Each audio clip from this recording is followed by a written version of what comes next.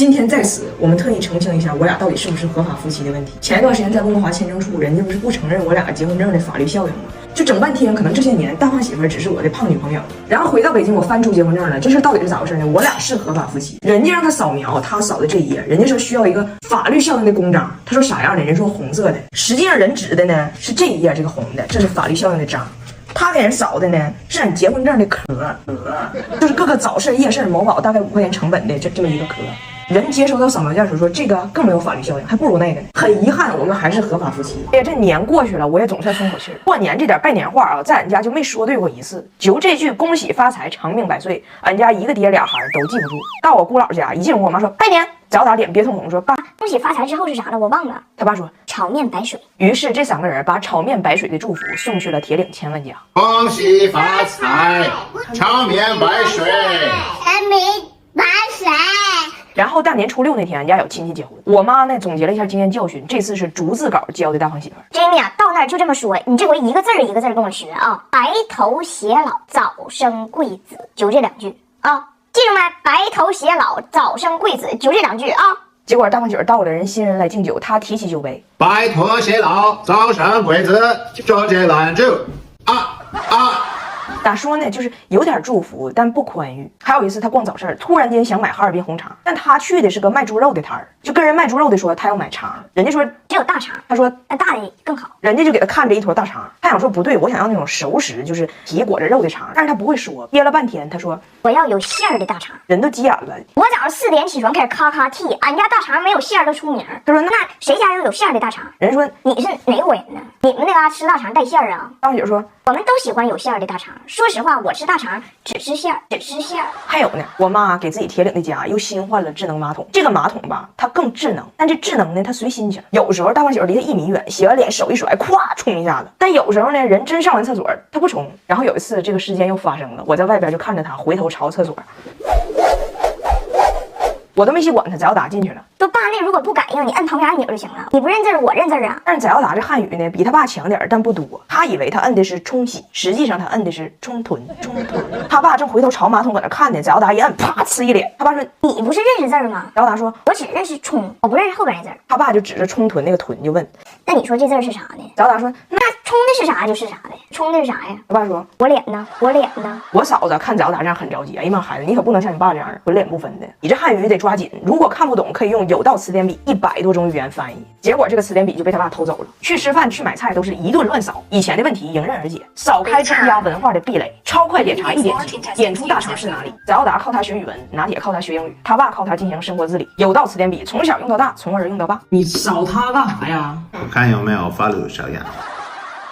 我的公公布莱恩在中国行窃被抓，咋回事呢？这还得从我婆婆温迪太抠说起。这么多年呢，温迪来中国送礼的方式可以说一直很节能减排。年30晚上，非常隆重掏出一盒饼干给我爷我奶，感谢他们的盛情款待，让翟耀达在中间当翻译。翟耀达跟我爷说：“太爷爷，我的奶奶让你把你喜欢的挑出来。”我爷说：“我不饿。”翟耀达说：“我的奶奶说快点挑。”我爷说：“你告诉你奶，她太热情了，我都爱吃，不用挑。”翟耀达说：“我奶说，但是这饼干有60块，其中20块是你的，剩下40块是送给其他2个人的。你已经吃了1块，还有19块，你快点挑，因为他一会儿就要走了，盒子得带走。”哎呦我的妈！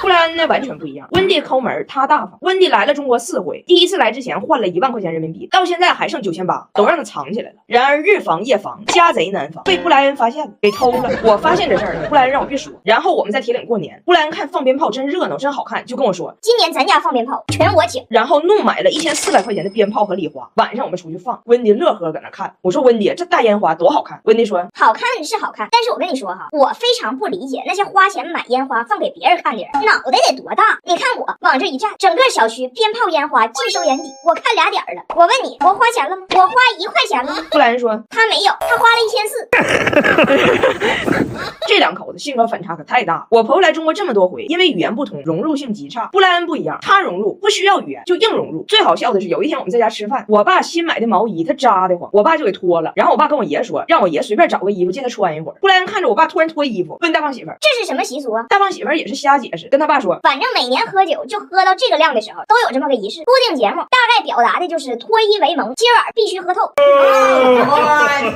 布莱恩说我虽然听不懂啥叫喝透，但是面对热情，我从不 say no。哦，Yeah baby。这顿饭喝了2瓶好酒，都是布莱恩把温蒂的钱偷出来买的。酒喝差不多了，温蒂劝布莱恩快点走。布莱恩说酒没喝完呢，不走。温蒂说没喝完呗，不是你的酒。然后我给你们重现一下当时的布莱恩啊。假如说，我说假如我说这个酒就是我们的酒，你的钱买的，1100一瓶，你会怎么样呢？温蒂说我会掐死你。布莱恩吹牛。但是啊，布莱恩的大姐在后边。该说不说，人布莱恩心态是真年轻，融入啥都快，我真羡慕。我想年轻还得靠雅诗兰黛白金6D 黑钻眼霜，带娃操心，眼部保养要到位，配合血丝按摩棒抚平眼周纹路，眼睑往上提，泪沟也照顾到，独家专利色提因，眼周轻松坐上逆龄时光机。布莱恩和温蒂马上要离开铁岭了。其实温蒂心底还是个很善良的人，他发现我爷现在腿脚特别不方便，想走之前送一个轮椅给我爷，就跟布莱恩去轮椅店了，看上一个挺好的。温蒂说要不就这个吧。布莱恩说咱们钱够吗？温蒂说我一直没敢告诉你，我手里其实有钱。布莱恩说我一直没敢告诉你，你手里其实没有。 I don't think we have enough money。哎呦我的妈！爷爷你胆子挺大呀。哎，你敢不敢相信啊？我跟大胖媳妇居然很有可能阴差阳错，至今未婚。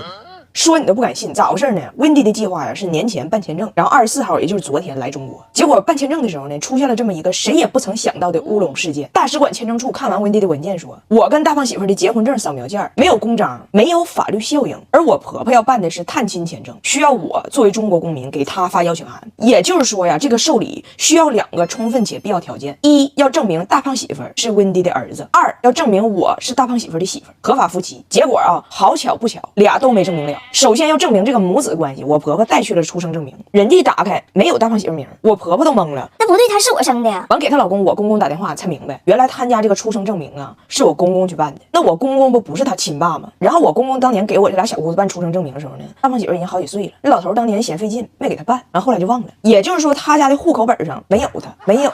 然后我婆婆就回家找大胖媳妇的出生证明，他呢也不是没有证明，他就医院给他发那种随机的证明，没有父母名。也就是说大胖媳妇的出生证明啊只能证明他出生，不能证明被谁。哎，就是说这个大胖男婴啊那一天的确在温哥华出生的，声音不详，就是这么个意思。所以说呢，他这个跟温蒂这个母子关系目前是无效的，然后他跟我结婚了这个事儿呢也无效。具体咋回事我也不知道，原件在北京呢，我们现在回铁岭了，我们得等过完年回北京找着结婚证原件，看看为什么上边没有公章。完我呢是有点上火，因为我觉得我婆婆只要来戏肯定挺多，关键呢我婆婆这次要跟我小姑子一起来，然后我小姑子跟我说好几回了，此行吧别有目的，她觉得中国小伙挺帅的，想来这儿找对象。我说我肯定帮你找，结果现在俩人都得重新办。然后大胖媳妇呢有点反常，多心了，这个人开始歪了。人家俺家全家初2聚餐，全家都热闹提酒推杯换盏的，他也不参与。我就怼他，我说全家都敬酒呢，你咋不融入呢？他说我也不是你家人啊，我就是个外宾。然后就跟我歪上了，说哎，这些年咱俩干啥呢？张太良玩呢？你这结婚证都没有公章，那8年前你领我去的是个什么地方呢？是不是一个办假证的窝点啊？当年我傻呵呵的跟你在那屋照张照片，我以为我成为了你的老公，没想到被你牵成了旗下艺人。我这还巴巴跟人说我是你大胖媳妇呢，结果只是你的胖女朋友。我说你这咋还歪上了呢？那没有公章我哪知道咋回事啊？再说你担心啥呀？咱俩孩子。他说对呀，有俩孩子，那我咋不担心呢？有了名分我是孩子他爹，没有名分我就是未婚妈妈。总之吧，这2天坍塌了，内心嘶吼着痛苦的独白。我在哪儿？我是谁？在加拿大不能证明自己是谁，在中国也不能。我说你转移一下注意力，咱俩看电影去吧。他爱看电影名，哎妈，你找的电影都骂我，流浪地球。